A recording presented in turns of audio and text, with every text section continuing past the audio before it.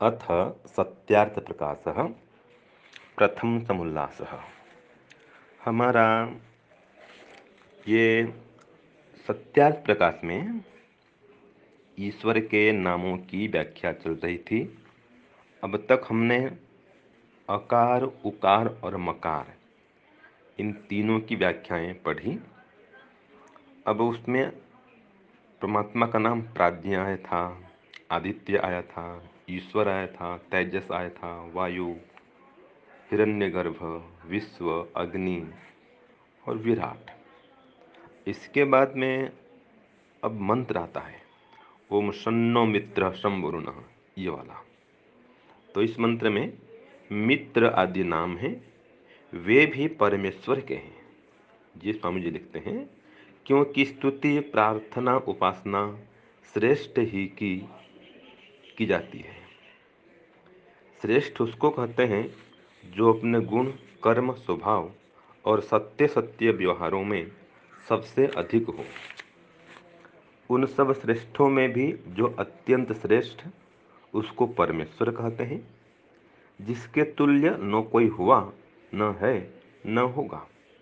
जब तुल्य नहीं तो उससे अधिक क्यों कर हो सकता है। जैसे परमेश्वर के सत्य, न्याय, दया, सर्व सामर्थ्य और सर्वज्ञत्व आदि अनंत गुण हैं, वैसे अन्य किसी जड़ पदार्थ व जीव के नहीं हैं। जो पदार्थ सत्य है, उसके गुण, कर्म, स्वभाव भी सत्य ही होते हैं।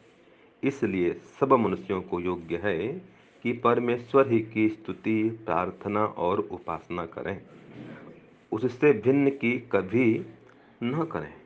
क्योंकि ब्रह्मा, विष्णु, महादेव नामक पूर्वज महाशय विद्वान, दैत्य, दानव आदि निकृष्ट मनुष्य और अन्य साधारण मनुष्यों ने भी परमेश्वर ही में विश्वास करके उसी की स्तुति, प्रार्थना और उपासना करी, उससे भिन्न की नहीं की। वैसे हम सबको करना योग्य है। इसका विशेष विचार मुक्ति और उपासना के विषय में किया जाएगा। तो ये एक पैराग्राफ हमने पढ़ा। तो इसमें ये बता दिया गया कि परमेश्वर सर्वश्रेष्ठ हैं, उनसे बड़ा कोई नहीं, तो तुल्य भी कोई नहीं।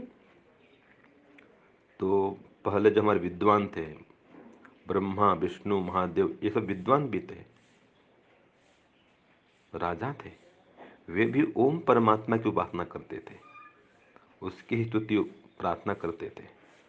और जो सामान्य जन है वो भी करते थे। यहाँ तक कि दैत्य, दानव भी उसी परमात्मा की उपासना करते थे। तो इसलिए हमें भी उसी की उपासना करनी योग्य है। जो परमात्मा का नाम मित्र भी है, वरुण भी है, वो सबका मित्र है, सर्वश्रेष्ठ है, न्यायकारी है। तो वो परमात्मा सबसे श्रेष्ठ है और उसका गुण, कर्म, स्वभाव भी सबसे श्रेष्ठ है। उससे श्रेष्ठ दुनिया में कोई भी नहीं है। इसलिए उसकी स्तुति उपासना करें और उससे विशेष ज्ञान, बल, आनंद को प्राप्त करें। ओम शांति, ओम शम। प्यारे भाइयों बहनों, सादर सप्रेम नमस्ते। तो हमारा सत्ता प्रकाश का पाठ चल रहा है और इसके भीतर अभी वही मंत्र जो प्रथम अध्याय का हुआ था, प्रथम समोल्लास का, शन्नो मित्र शं वरुणा, उसी को ही मैं श्री आनंद सरस्वती खोल रहे हैं। तो अब हमारा ओमकार का अर्थ पूरा हुआ। अकार, उकार, मकार ये तीनों हमने जाने। इसके पश्चात अब शन्नो मित्र शं वरुणा, यह जितने भी नाम आए हैं, मित्र, वरुण, आर्यमा, इंद्र, बृहस्पति, विष्णु, उरुक्रम, इन नामों के बारे में भी मैं श्री आनंद सरस्वती अब चर्चा करेंगे। तो उससे पहले वो ये बता रहे हैं कि ये नाम किसके लिए आए हैं। तो कहा ये नाम परमेश्वर के ही लिए आए हैं। जैसे ओम नाम परमेश्वर का है, ऐसे ही जैसे ओम नाम परमेश्वर का मुख्य नाम है, वैसे ही मित्र, वरुण आदि भी उसके ये नाम हैं। ये इस मंत्र में उसके लिए ही आए हैं। तो ओमकार के अर्थ के बाद में अब जैसा कि शन्नो मित्र की व्याख्या वो खोलें, उससे पहले थोड़ा सा वो ईश्वर की महत्ता के बारे में वर्णन कर रहे हैं। तो प्रस्तुत मंत्र में जितने भी नाम मित्र, वरुण आदि आए, वे सब ईश्वर के लिए आए हैं, क्योंकि ईश्वर ही सर्वश्रेष्ठ है। उससे तुल्य और उससे अधिक कोई भी नहीं। उसे ही सभी उसके नाम वाले पूर्वज पूजते आए हैं। जैसे ब्रह्मा, विष्णु, महेश, जितने भी नाम और राजाओं के भी हुए ना, ये राजा हुए हमारे देश में ईश्वर के नाम वाले। तो लोगों को ये भ्रांति भी हो जाया करती है, कुछ लोग तो उन्हीं को, जो राजा हुए थे ना, उन्हीं को ईश्वर मान करके बैठ जाते हैं। ठीक है, तो लोग उसमें भेद नहीं कर पाते। तो नाम तो किसी का हो सकता है। अब जैसे ईश्वर के नाम पे आजकल बच्चों के नाम रख रहे हैं ना, ओम, तो इसका मतलब ये तो नहीं है कि वो बच्चा ओम हो जाएगा। वो बच्चा तो साकार है, अर्थात वो साकार शरीर में आया है। तो इस प्रकार से यहाँ जानना चाहिए। तो कहा इस मंत्र के भीतर, लेकिन ये जो मित्र वरुण नाम आए हैं, क्योंकि मित्र वरुण तो देवों के नाम अलग अलग जगहों पर जड़ देवों के भी आए हैं। अग्नि, वायु, जल, पृथ्वी, इनके लिए भी ऐसे नामों का वर्णन आता है जब हम वेद पढ़ते हैं तो। और ये सही बात भी है। तो इस बात का निराकरण कर रहे हैं कि हमें ये देखना पड़ता है कि कौन सी संगति कहाँ लगानी है। तो इस मंत्र के भीतर जो प्रार्थना की जा रही है, स्तुति उपासना की जा रही है, वो ईश्वर के लिए ही की जा रही है। इसलिए ये सभी नाम ईश्वर के लिए ही आए हैं। तो मैं इसको काव्य में कहती हूँ। प्रस्तुत मंत्र में मित्र आदि भी परमेश्वर के लिए कहे, परमेश्वर के लिए कहे, क्योंकि प्रार्थना स्तुति उपासना श्रेष्ठ जो सबसे उसकी हुए, श्रेष्ठ जो सबसे उसकी हुए। श्रेष्ठों में भी श्रेष्ठ वो सबसे, श्रेष्ठों में भी श्रेष्ठ वो सबसे, उसके तुल्य न उससे अधिक, उससे तुल्य न उससे अधिक, सर्वश्रेष्ठ प्यारा परमेश्वर, वही मित्र सबसे अर्चित, वही मित्र सबसे पूजित। सत्य, न्याय और दया, सर्व सामर्थ सर्वज्ञत्वादि अनंत है गुण, सर्व सामर्थ सर्वज्ञत्वाद अनंत है गुण, अतः उपास्य वही परमेश्वर, गाता चल बस उसके गुण, गाता चल बस उसके गुण। तो कहा ये सत्य स्वरूप, न्यायकारी और दयावान, सर्व सामर्थ्यवान, सर्वज्ञ उस परमात्मा के ही ये इतने सारे अनंत गुण हैं।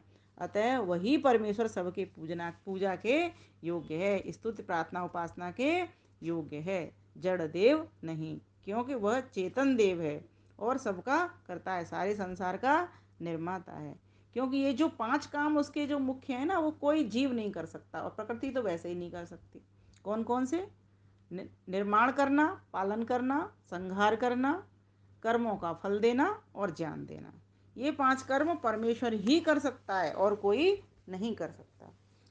तो कहा सभी पूर्वज ब्रह्मा विष्णु महादेव जिनके थे नाम, महादेव जिनके थे नाम, करते आए उसी ब्रह्म को कोटि कोटि शतवार प्रणाम, कोटि कोटि शतवार प्रणाम।